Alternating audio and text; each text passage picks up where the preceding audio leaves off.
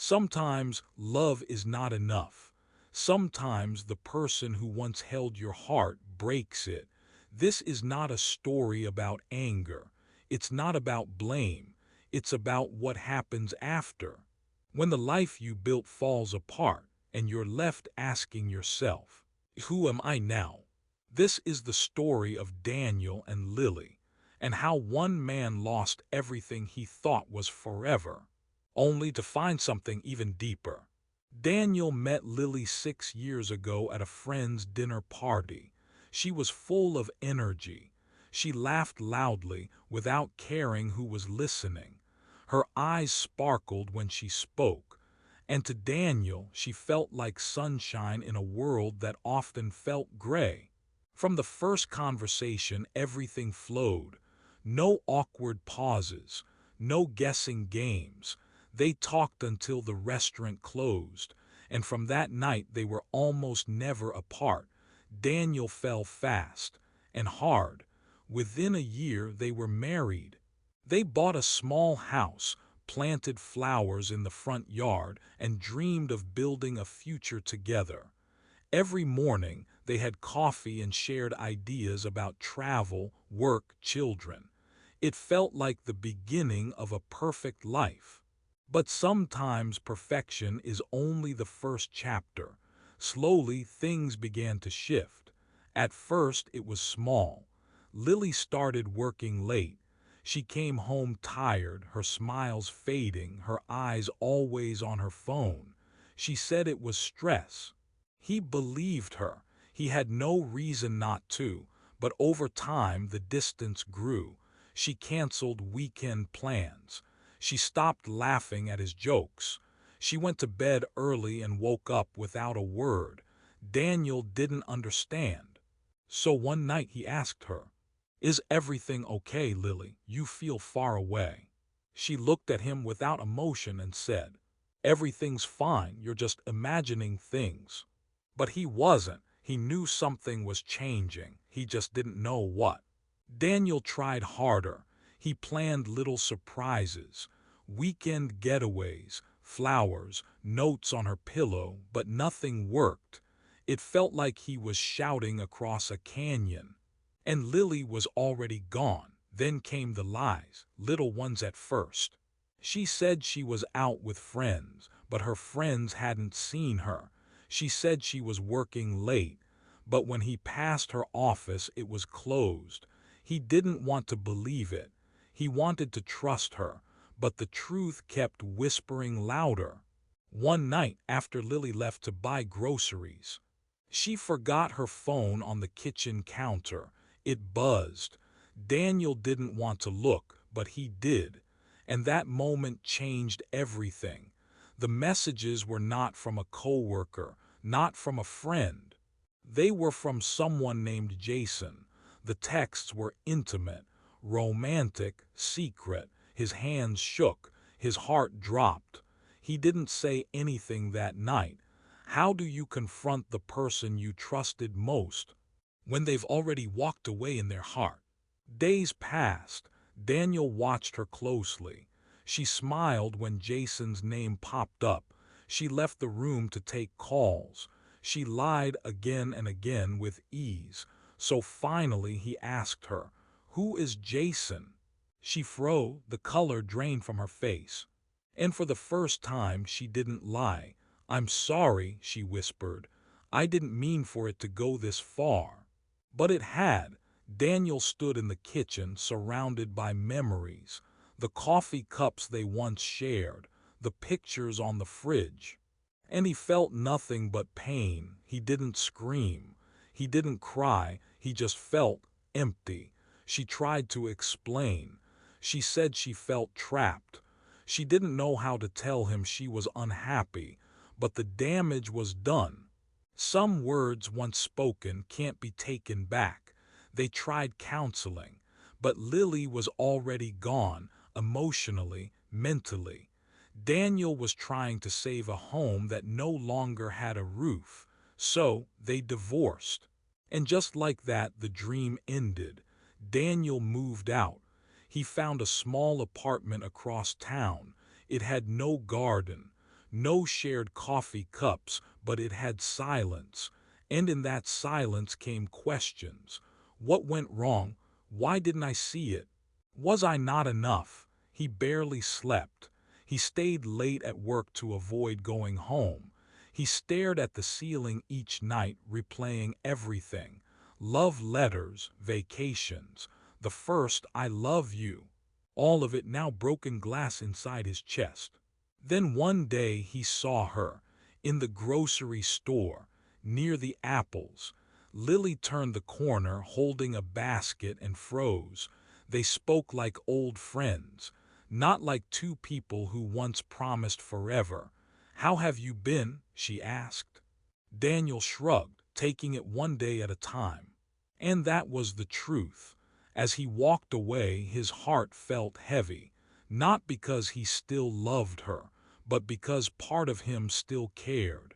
And that hurt more than anything. That night he met with his best friend Michael.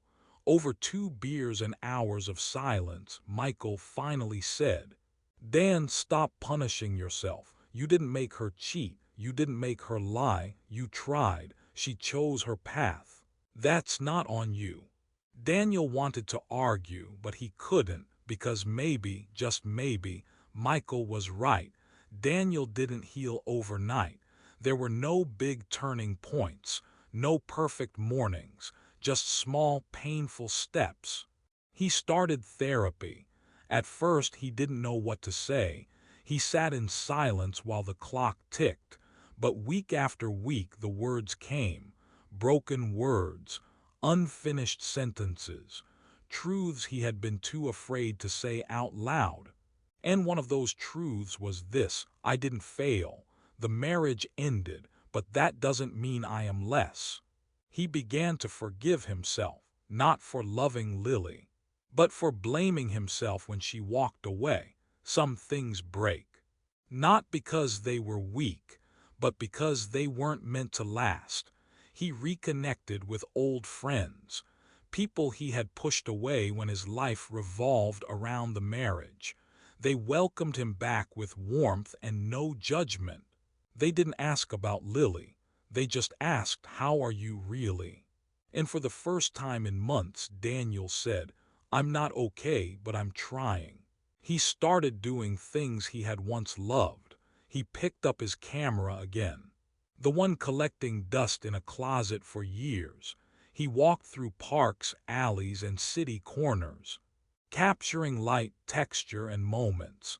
He took photos of strangers, of trees in golden afternoon light, of quiet streets after rain. Every click of the camera felt like stitching back a piece of himself. One morning at a small coffee shop downtown, Daniel sat editing photos. A woman approached him holding a book. "Excuse me," she said. "I saw your screen. Your photo looks like the one in this book." He smiled and looked at the cover. It was The Alchemist, one of his favorites. "Great minds think alike," he said. They laughed. Her name was Elena, dark hair in a loose bun, kind eyes, a voice that made silence feel soft, not empty. They talked about books, about travel, about the little things that make life beautiful. Daniel felt something he hadn't felt in a long time, not excitement, not desire, peace. Over the next few weeks, they ran into each other more. Same coffee shop, same time, same warmth. Eventually, he asked her, "Would you like to get dinner sometime?" Elena smiled. "I was hoping you'd ask."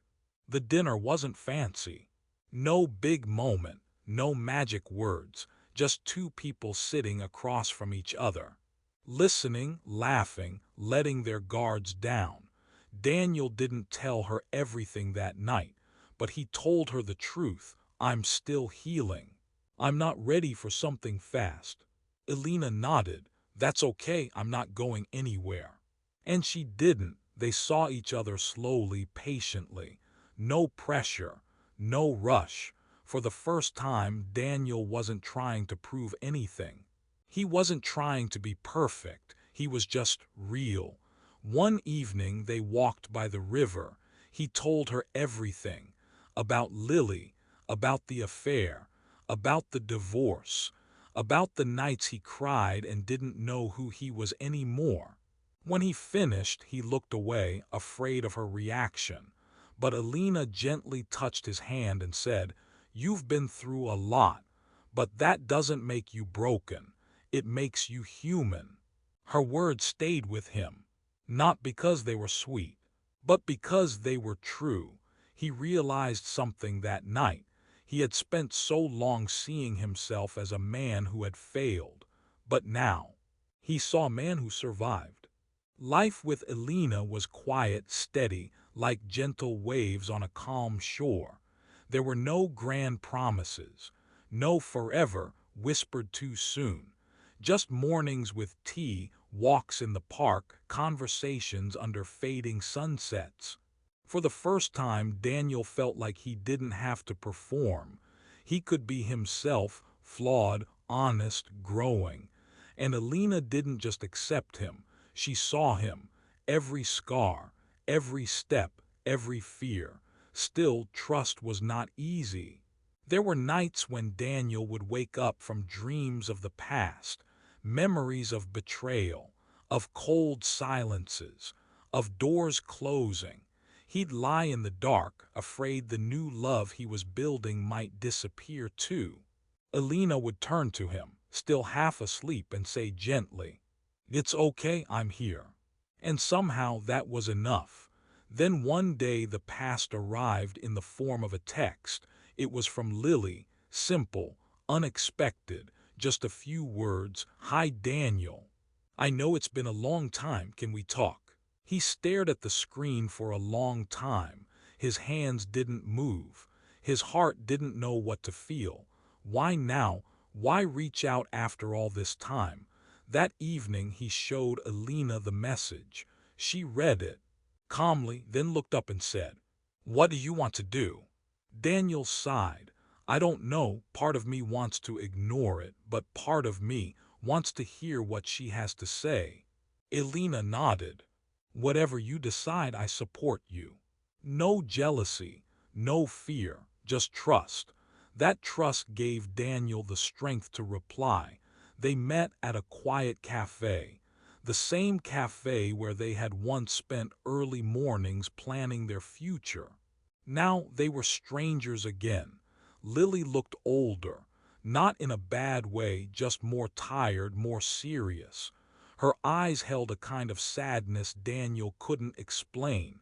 "Thanks for meeting me," she said softly. Daniel nodded. "What did you want to say?" She hesitated, stirred her coffee, then finally spoke. "I wanted to say I'm sorry for everything, for the lies, for the betrayal, for not telling you how unhappy I was." Daniel listened. He didn't interrupt, he waited. Lily continued, "I was lost. I didn't know how to ask for help, and instead of being honest, I ran away." Daniel looked at her. For a long time he had imagined this moment. He thought it would bring anger, or relief, or maybe tears. But what he felt now was peace. He said quietly, "I used to blame myself. I thought if I had done more, maybe you would have stayed. But I've learned that love doesn't work that way." Lily nodded slowly. "I just wanted you to know that I regret how I ended things." Daniel took a deep breath. "I forgive you." Not because she deserved it, not because he needed her apology, but because he was ready to move forward, truly forward. Without weight, without anger, without the past holding his chest closed, they talked for a few more minutes. No tears, no promises, just two people who had once loved saying goodbye. That night Daniel came home to Alina. She was waiting on the balcony, wrapped in a soft sweater, watching the city lights. He walked over, wrapped his arms around her and whispered, "It's done. I let it go. I'm really free now." She turned to him and smiled. "I'm proud of you. Healing isn't just about closing the wound. It's about no longer fearing the scar. Daniel had finally reached that point. He wasn't afraid to love again, because now he loved from strength, not fear. Time passed quietly. Daniel and Alina moved forward hand in hand. There was no need to rush, no need to prove anything. They shared weekend mornings reading by the window. They cooked simple dinners, laughed over small things, took walks without words. Their love didn't need big moments. It lived in the little things. A year after they met, they decided to move in together. Daniel stood in the living room, surrounded by half-open boxes, smiling at the chaos. Alina was organizing the kitchen drawers, her way of making a new place feel like home. It wasn't perfect. He was messy. She was organized. He forgot to water the plants. She rearranged his bookshelf without asking, but none of it mattered, because this time the love came with kindness, with patience, with room to grow. One evening, after all the boxes were unpacked, Daniel looked over at her and asked, "Do you ever think about the future?" Elena smiled. "Every day, but I don't worry about it like I used to, not with you." Daniel nodded. "For the first time in a long time, I'm not afraid of what's next." But life, as always, has its own plan. One morning, Elena received a letter from her doctor. It was a routine checkup, nothing serious, until it was. The results weren't clear. They needed more tests. Daniel saw the way her hands trembled when she held the paper. She tried to hide it, smiling and saying, "It's probably nothing." But he could see the fear behind her eyes. They went to the hospital together, test after test, waiting rooms, uncomfortable chairs, cold hallways filled with quiet worry, and then the news came: cancer. A word that cut deeper than any betrayal ever had. Daniel felt powerless. He had faced heartbreak. He had rebuilt his life. But now, he couldn't protect the person he loved most. Alina looked at him the night they came home and whispered, "I'm scared, Daniel." He took her hand, looked her in the eyes and said, "I am too. But we'll walk through this together." The months that followed were hard: chemo, side effects, pain, exhaustion. Some days Alina couldn't get out of bed. Some nights Daniel cried quietly in the shower so she wouldn't hear. But through it all he stayed. He held her hand when she lost her hair. He made soup on the days she couldn't eat. He read to her when her eyes were too tired to focus. It was during those darkest days that Daniel discovered something new about love. Love isn't just joy and butterflies, it's staying. When things get ugly, when life becomes terrifying, when the person you love can't even smile but still needs you. And he stayed, every single day. After months of pain, the doctor finally gave them news they had barely dared to hope for: remission. The cancer was gone. There was always a chance it might return, but for now they had won this battle. That evening they sat on the porch of their home, the sun setting behind the hills. Elena leaned her head on Daniel's shoulder and whispered, "We made it, didn't we?" He wrapped his arm around her and said softly, "Yes, we did." Daniel thought back to who he was a few years ago, a broken man, standing in a kitchen, holding a phone with messages that destroyed his world. Now he was whole, not because life had been kind, but because he had learned how to rise again. He looked at Elena, her eyes tired but full of life, and he knew this was the kind of love that lasts, not because it's perfect, but because it chooses to stay even in the storm. To anyone listening, maybe your heart is hurting. Maybe you feel like your story has ended, But hear this, it hasn't. You are not broken. You are not too far gone. You are simply in the middle. Keep walking. Keep healing.